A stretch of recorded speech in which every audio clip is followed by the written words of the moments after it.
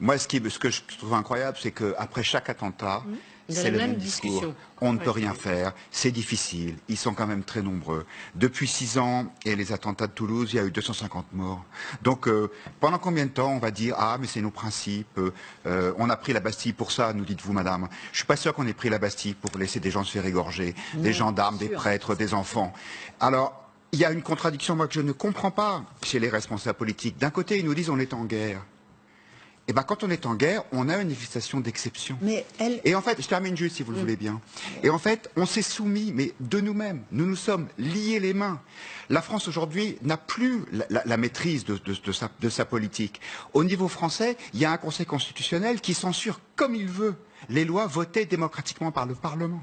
Et même si on a des lois qui arrivent à passer, en général, elles sont retoquées par une Cour européenne des droits de l'homme dans laquelle siègent des Turcs, des Azerbaïdjanais, des Serbes et des Albanais qui nous donnent des leçons de droits de l'homme.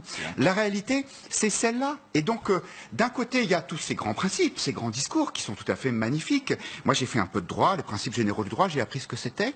Et du coup, l'idée que le droit, il puisse être là pour défendre les citoyens, c'est quelque chose qui a totalement disparu du paysage. Parce que non, il y a nos grands principes. Eh ben oui, eh ben, on aura à nouveau cette discussion après le prochain attentat, après quelques nouveaux morts. Il y a une espèce d'impuissance, mais même plus que ça, de soumission à l'évolution de la France telle qu'elle existe aujourd'hui, qui je trouve est assez sidérant. Ce qui est intéressant, c'est que tout ça se fait au nom de la défense de l'état de droit, alors que tous ces gens viennent tous de lieux où le droit n'existe plus depuis longtemps. Vous avez vu ce qui s'est passé après quand des confrères ont voulu aller filmer dans la cité d'où venait le tueur. Les racailles du coin sont descendus de l'immeuble en disant « T'avances plus loin, on te casse les jambes ».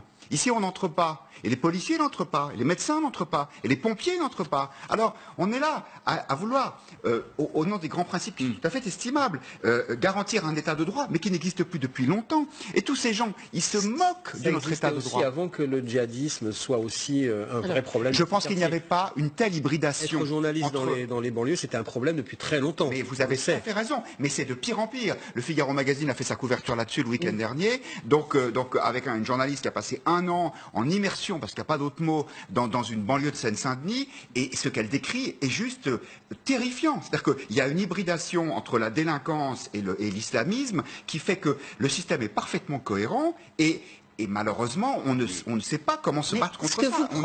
Finalement, ce que vous prônez, c'est œil pour œil, dent pour dent, c'est précisément le droit qui a complètement succédé à la loi du talion. C'est ça l'état de droit. Ce que je voudrais, Madame le juge, c'est que vous arrêtiez de caricaturer ceux qui ne sont pas d'accord avec vous. Je ne veux pas la loi du talion, je veux la justice. J'essaie de vous expliquer que les Français voient attentat après attentat, toujours le même discours, qu'il ne se passe rien et qu'ils disent « qui va nous défendre ?» Vous comprenez? La loi du talion, c'est la vengeance. Je ne veux pas de la vengeance, je voudrais simplement qu'on comprenne, je termine juste, je voudrais simplement qu'on accepte de dire « Ok, nous nous sommes trompés, nous n'y arrivons pas, il faut réfléchir, se remettre un peu en question. » C'est ça que je voudrais plutôt que de dire « Ah, vous voulez qu'on change la loi? On a pris la Bastille. » Non, je suis désolé, ça n'a rien à voir.